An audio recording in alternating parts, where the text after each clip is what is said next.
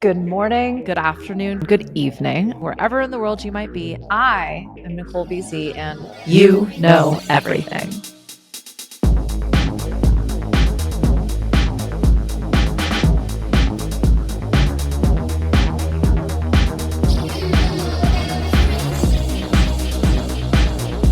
This episode is brought to you by sleepless nights and YouTube doom scrolling. I don't know where this episode came from. I do know I keep track of all of my pings, my downloads, my shower ideas, right? They tend to happen actually while I'm in like conversation with people. That's what the loop is all about, the newsletter that you should be signed up for. And there will be a link in the show notes for that, just for the record. But my ideas tend to show up very abruptly, very quietly, and very fleeting in the sense that I get like a whisper and then it's gone. This was one of those. This was probably in some kind of a research phase or, like I said, a late night doom scroll. And I found it on what I call my content calendar, which on one of my worksheets, I just track these ideas, right? And it is the Heisenberg Principle. This is I don't want to say a law of physics, but I'm going to call it a law of physics just for the record. And when I started really kind of riffing on this idea, I realized what it suggests is you can't measure what you're becoming. And this applies so beautifully to business and to professional development and staying in this present moment while mapping out your desired destination, continually clocking back in to see where am I at, where am I headed, how have I veered off path, how are we going to get back to where we're supposed to be going, and manage to stay sane at the same time, right? I didn't know how this was going to work, and I'm still not exactly sure, but I have a lot of fun with these episodes that feel random as fuck, where I can just kind of riff. I've got my notes. They will be informing me as we move along. Because the more clarity you chase, the blurrier things can get. It's a paradox, right? Like I've just noticed that even with my glasses, I can't zoom in and zoom out in the same way that perhaps I ever used to be able to do, or at least I seem to remember being able to do. And in business, especially as a founder, especially as a leader, we can often be asked to be on the ground level and at a 30,000 foot view, right? And if you've noticed anything, it was funny, I was riffing on this in the loop this week, which by the time you listen to this will probably already come out like a month ago. It's a recurrent theme for very obvious reasons, but I've noticed just how much we're white knuckling certainty. We just really want to know what's going to happen. And therefore, in this moment, what I should choose to do in order to achieve the ends that I am aiming for, right? And because things are so banana batshit crazy right now, it makes perfect sense. Like, this is absolutely no judgment. You're in a safe space here. I noticed these trends. And what I was looping on this week in the newsletter is that people are literally looking for problems right now. And the good news is most of my people, hair flip, especially my clients, are doing great. And so they're like, hyper vigilance is arcing up because they don't feel like they deserve to feel great considering the dumpster fire of an experience we're all having. If you're watching this, it is currently the middle of April. Is today? No, that's next week.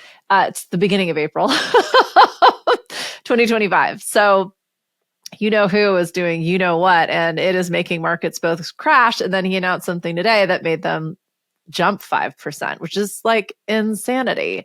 So I get it. I have been belaboring this point. It is the low-hanging fruit. It is the activities right in front of you. It is the desperate desire for control and therefore predictability and certainty. And the more you try and dial it in, the stronger you have to push, right? And in fact, then it just becomes this exercise, this almost, what's the word I'm looking for? Like finite is coming, but it's the opposite of that. It's this impossible, continual output, desperately trying to just twist this thing into place. And it just, have you ever done that with like a lid and it just kind of keeps skipping and then you just keep twisting it and then it like pops back out again? And you could literally do that forever, right? Like the second you dial in your niche, momentum stalls, or you finally hit your stride and then your audience evolves and you keep thinking like, I finally got it. And then everything changes. You are not doing it wrong. Things aren't broken. You, my friend, are just trying to run a 21st century business in a world that still wants you to act like it's 1996. The Heisenberg Principle says you can't know both the momentum and the position of a particle at the same time. So we're using this hashtag iconic. Is that even still? I heard it was now demure, but I don't feel like that plays. We're going to go with it. Iconic physics concept to decode something most entrepreneurs feel, but few can name. The more you try to define exactly where you are or where your business is, the harder it becomes to see where it is going, and vice versa. So if you've ever felt like you're building while blindfolded, this episode is for you. So I know this is another trend term. Actually, the episode I'm going to be recording is about like all of the new trending terms. I don't know, again, where this one came from, but quantum is absolutely one of them. And I'm sorry if that triggers you, new age hater, but hopefully not. And that's why you're listening. But this is all about quantum mechanics meets modern business. So the Heisenberg principle tells us you can't simultaneously know a particle's precise position and its velocity. The more you focus on one, the fuzzier the other gets, vice versa. So when you bring an exact moment into focus, let's think like looking at Cash App Bank. I mean, how many of you check your bank account every single day or like refuse to check your bank account every single day, like in your business bank account specifically?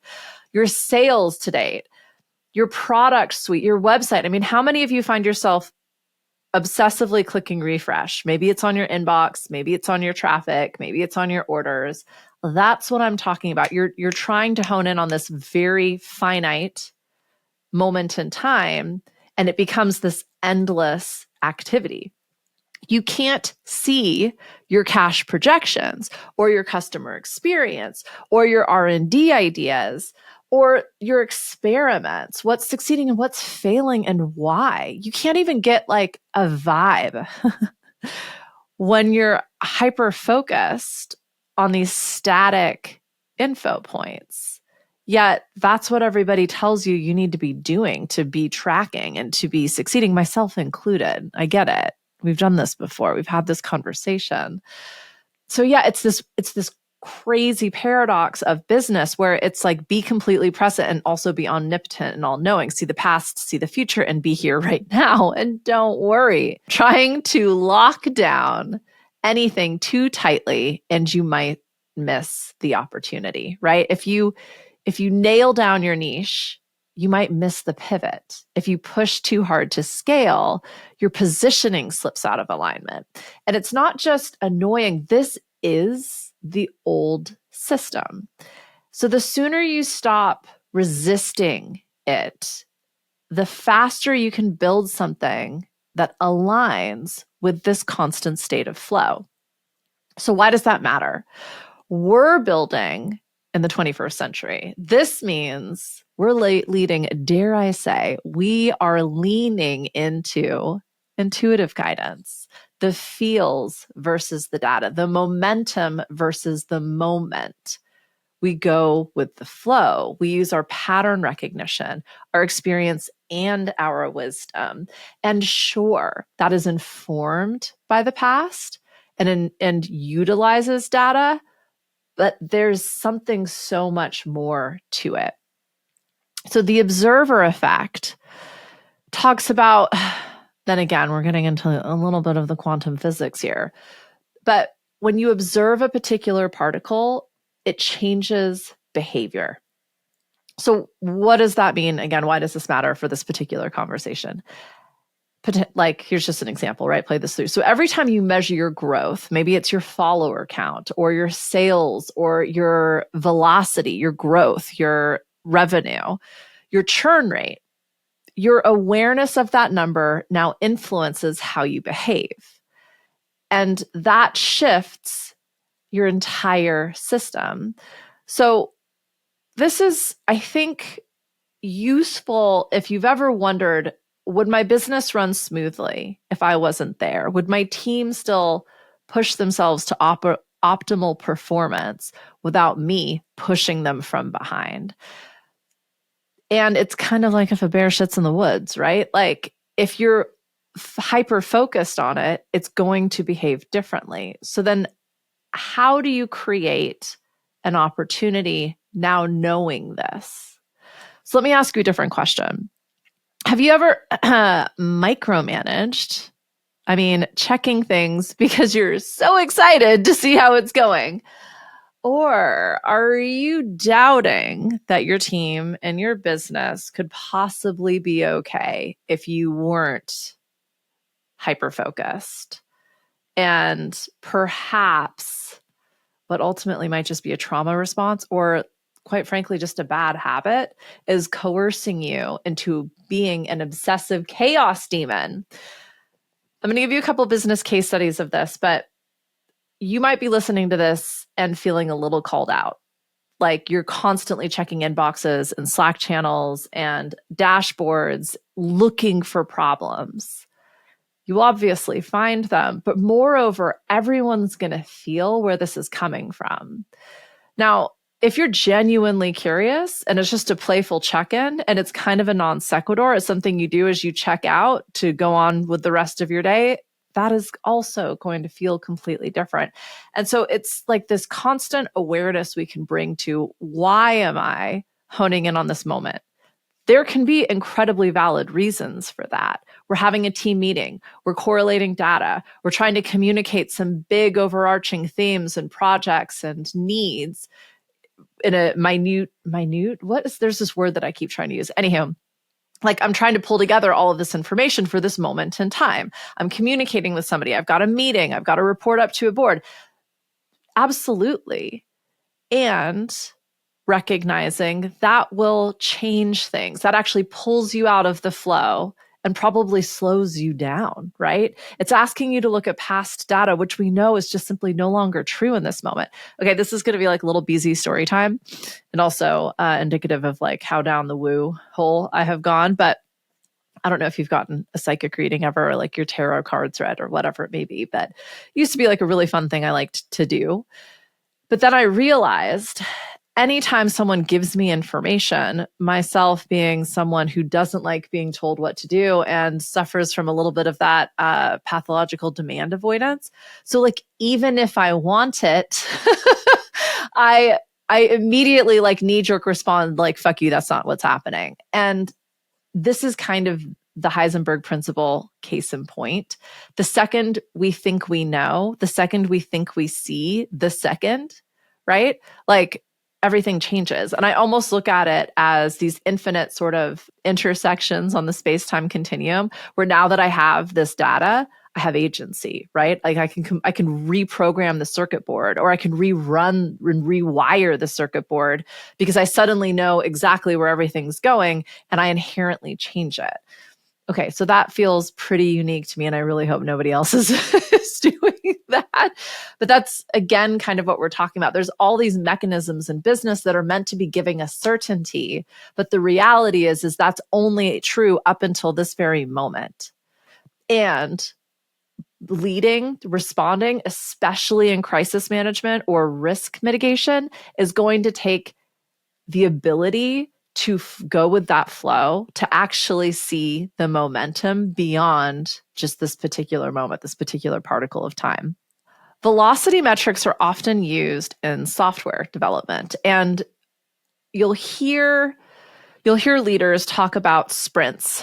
And so breaking different developments and different projects into what they sort of define as these moments in time where we're going to move really, really fast and try and get as much done as possible in order to break it quickly, right? To fail forward. But what can happen, firstly, beyond just being sloppy as fuck and like everybody getting really, really stressed out because velocity becomes the goal, not quality, not success.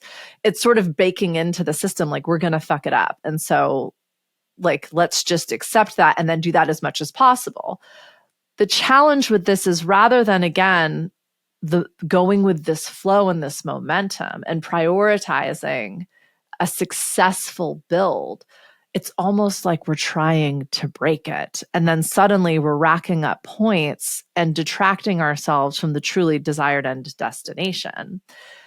Break it fast only works if you know you can fix it. Fail forward only succeeds when you don't have doubt in your overall direction. So, what gets measured distorts what gets made if you're not careful. And your strategy turns into a feedback loop if metrics driven mediocrity becomes the moment that we're measuring. So, yeah, what gets measured matters. But the only reason it does is because you iterate and improve. This is design theory, not agile software development, not velocity metrics. So the break it fast idiom gets deployed, like, don't do that again, but not in regards to what did we learn and how can we apply that to our inherent way of being. This overall flow, this vibe, this feeling of what we can accomplish together when we almost take off the creative constraints and we just say fucking go. Like, can you feel the difference when I'm talking about someone top down going, get it done in 2 weeks? I don't care what it takes, figure it out. That's a completely different driver than let's see what happens in 2 weeks, be as creative as possible, but we want something that works. And if we can't get there, we're going to learn so much about our process, the way we work with each other, how pressure and time and potentially stress influences our ability to make decisions. So the goal is not to get it done in 2 weeks so much as it is to go as fast as we can and see how that affects the desired end result. There's a couple of businesses that are bigger than what I typically like to talk about, because sometimes I feel like that's a little unrelatable.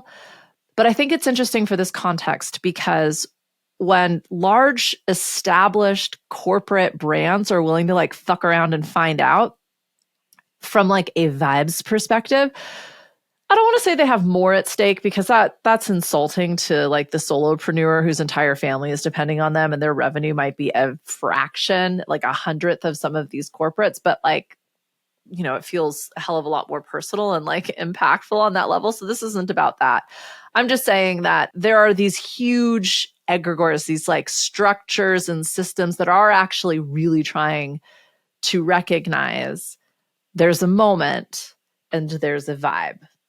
And we're going for vibe. So Coach, which is a fashion brand I think most of you are probably familiar with, they recognized that they were kind of going down the rabbit hole that a lot of corporates do, which is you start off somewhat exclusive, you have high prices, you start mass producing because your stockholders and your board are now chasing profits.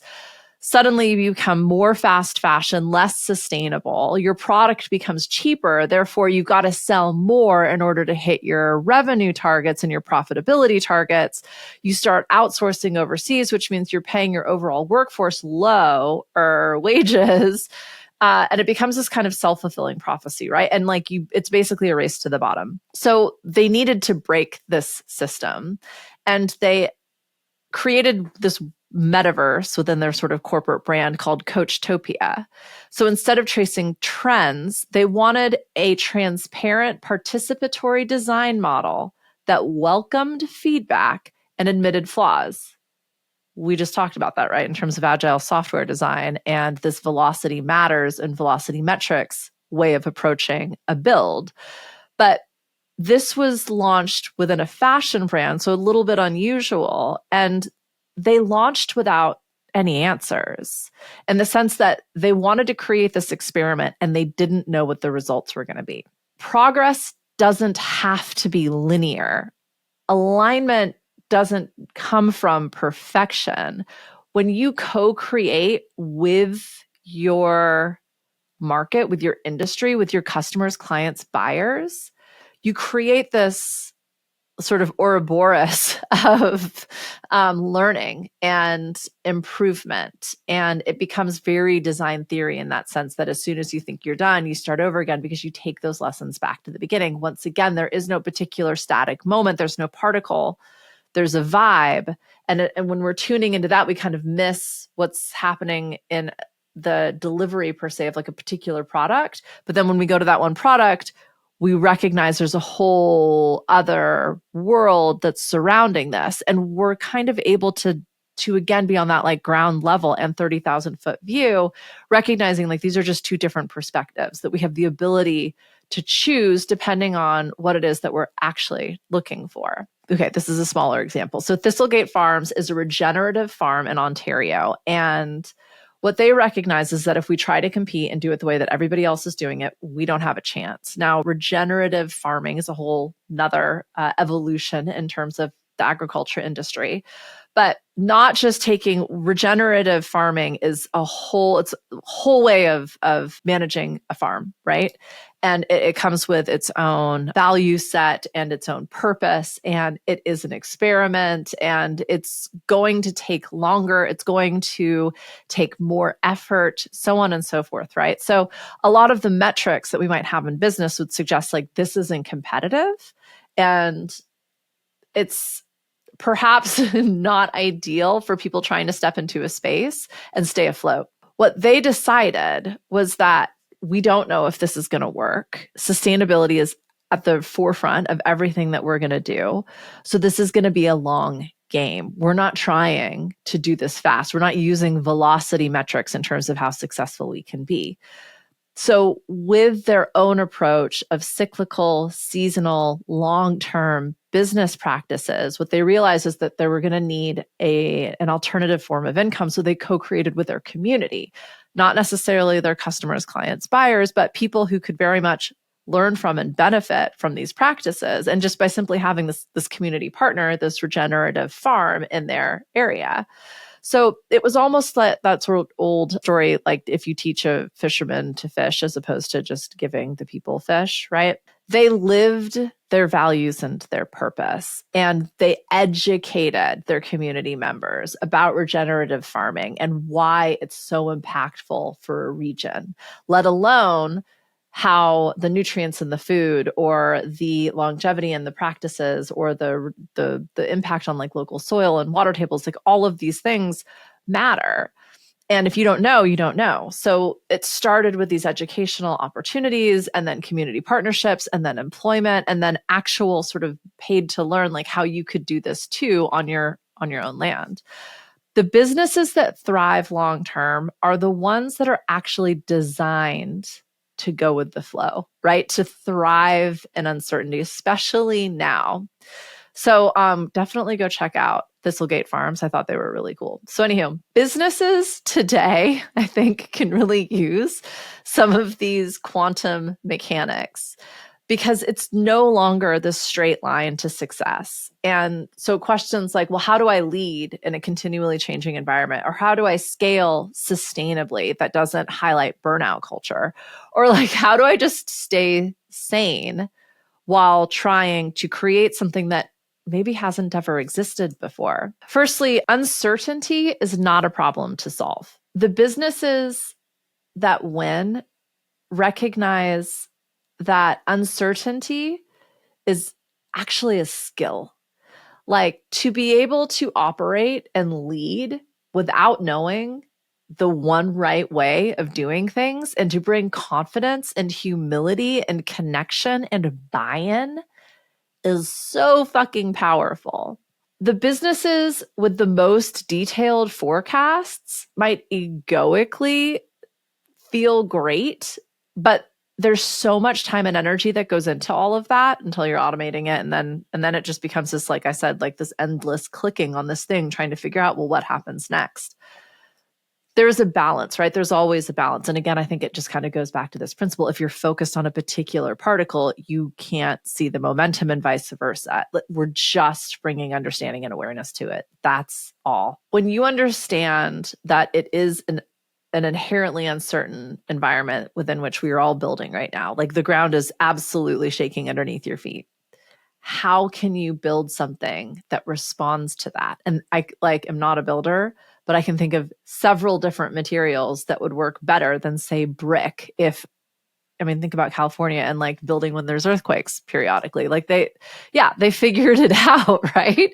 Your job isn't to eliminate uncertainty. It's to build a company that can navigate it gracefully. The cool thing is, and I don't need this, but some people definitely do. Intuition is becoming a legitimate experience-based tool in strategic decision making. And high-level founders make better decisions when blending intuition into data.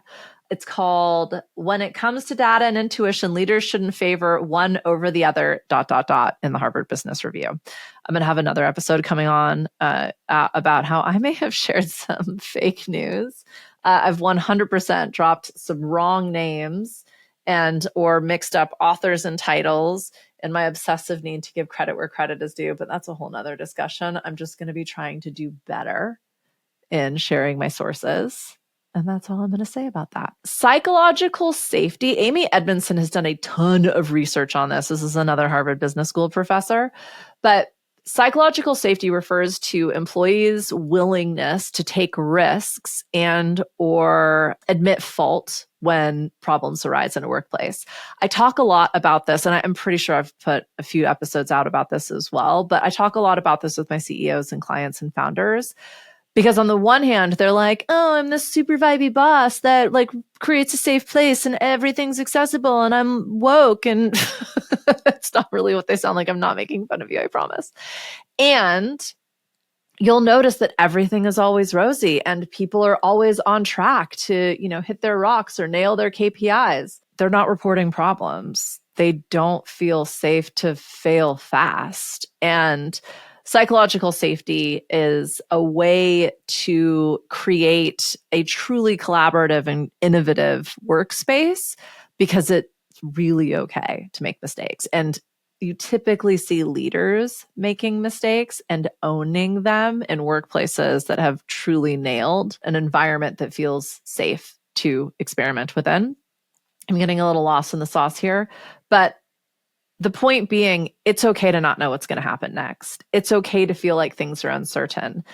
When I talked about in velocity metrics and failing forward only works if you have no doubt and these people because you've worked with them, you've sat next to them, you've watched them on different media platforms. They're declarative, they're charismatic, they're confident because they recognize not that they're always right or they have some magic formula that nobody else has. They know what they're saying is true in this moment. And that's as beholden as they are to their truth because everything's going to change in the next few minutes and they trust themselves to deal with that when it happens. That's completely different than thinking, I have the answer. I know everything that's going to happen. I am the way. Follow me as your guru. Like, no, it's just simply recognizing everything is always changing. And I'm going to embrace this moment, knowing that there is flow and that I can deal with whatever comes next. That's that level 5 leadership I talk about, where you're like, I'll have what they're having. Like, I want to be on their boat, right? This momentum that we're talking about, this vibe is like this ecosystem, which I sort of talked about in a previous episode. I don't think it was the last episode, but a couple episodes ago. Like, how do you build an environment that fosters success? It's recognizing this cultural ecosystem we all create, this differentiator, this psychological safety. This is a cycle. It is spiralic. Sometimes it's going to be shit. Sometimes it's going to be fucking awesome. They are two just moments. So trying to force constant momentum is what burns out founders and teams. This is what breaks brands. And you've heard me say this a million times. I've seen more businesses fail from quote unquote overnight success than I have from like 20 years of like a slow but sustainable grind. Feels like an experiment. Like I just chop wood, carry water, right? The most sustainable businesses are designed with seasonality in mind. Another thing I've been talking about for fucking at least a decade. Seasonality.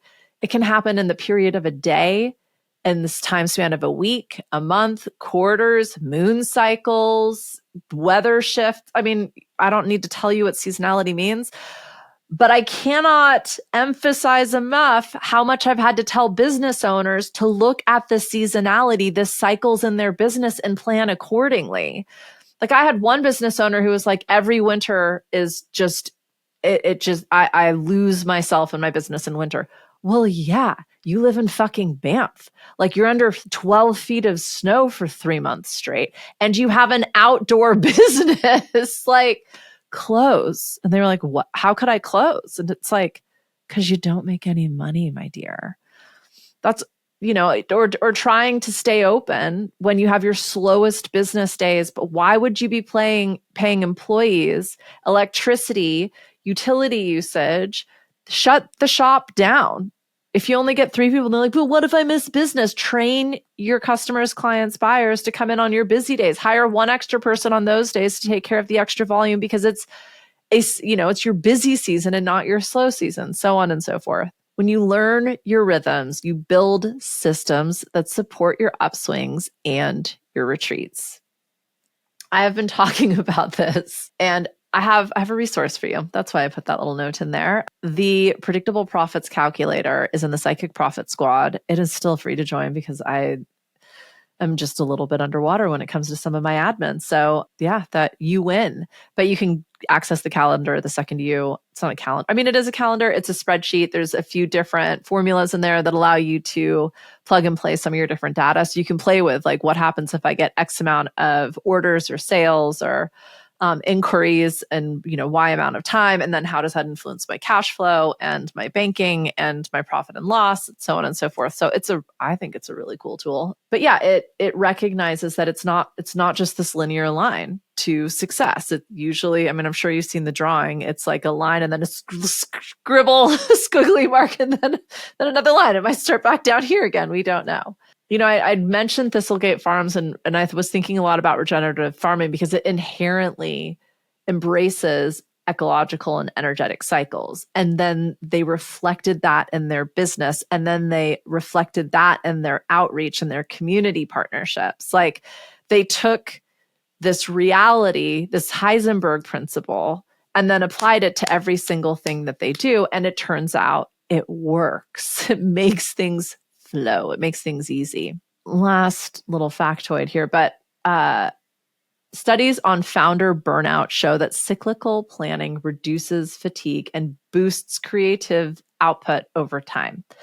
You, my friend, have a cycle. You have a season. I just had to take a little lie down because I did a hot yoga class and then I ate a big lunch and prep for a lot of work this afternoon. Turns out I needed a little minute. We all have these patterns in our life and in our days and in our work and in our worlds. And the second we can actually recognize that as a system which can support you, you can hone in on these moments and then zoom out and like let the momentum carry you. The last thing I kind of want to leave you with is oftentimes when we're obsessing over certainty, when we feel like nothing is going our way or everything is so unpredictable. I remember one of my clients saying to me, like, how could I possibly do cash flow projections when I can't even remember what happened 2 weeks ago? Like everything is constantly changing in a small business. It's impossible. I'm going to get this person on the Relatables interview series because believe you, my friend, it is possible. They have figured it the fuck out. I think they broke. Anyhow, doesn't matter. We'll interview them later. But you can create information systems that simply just support your decision making. Those of us who are inclined to need, air quotes, certainty tend to be more perfectionist leaning, right? Like we want to know all of the things. We've got that analysis by paralysis. It feels very responsible. It feels very logical. It's very risk mitigative. Like we're doing all the right things, right? But if you're waiting for perfect timing, you're already too late. And the best breakthroughs come from bold experiments. Products launched with love, not polish. Iterate in motion. Your next level won't arrive fully formed. It'll arrive because you made the first move. That was a lot. And I think as we step into this 21st century, recognizing things are going to change faster than they ever have, at least that we can remember, right? Like technology and information are having evolutionary shifts every couple of weeks.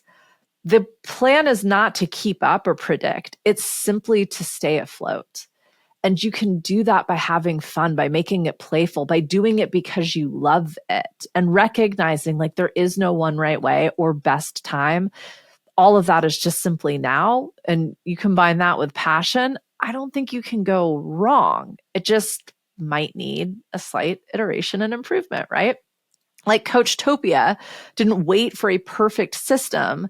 They launched as a work in progress, documented the journey, and built trust. Have you heard the trend? It was trending at least a couple of years ago, build in public. That's exactly what we're talking about here. Data from early age startup ecosystems supports this most valuable product led launches over perfectionist paralysis. So meaning like just build something your people want and give it to them, and then let them tell you what they think could be better. Repeat. So here's what I want you to know. You aren't behind. You're not fucking it up. This moment might not be exactly what you had imagined or even wanted, but the momentum within which you are flowing is exactly where you were supposed to be. You're building something. It just doesn't fit the older models. You're not lost. You're leading in a new direction, and one that doesn't come with a roadmap. You're the one mapping it. You're the one drawing it out. So just ask yourself, or let me ask you, where are you obsessing over clarity and potentially missing your momentum? What would happen if you gave yourself permission to move and create without understanding what exactly is happening right now? Okay. That one was really fun. Thank you for being here with me. All the things, like subscribe, share, sign up, email me. hello@NicoleBC.com. I'm sure there'll be episode links and suggestions and resources in the show notes. Thanks to Shannon. And that's all I got.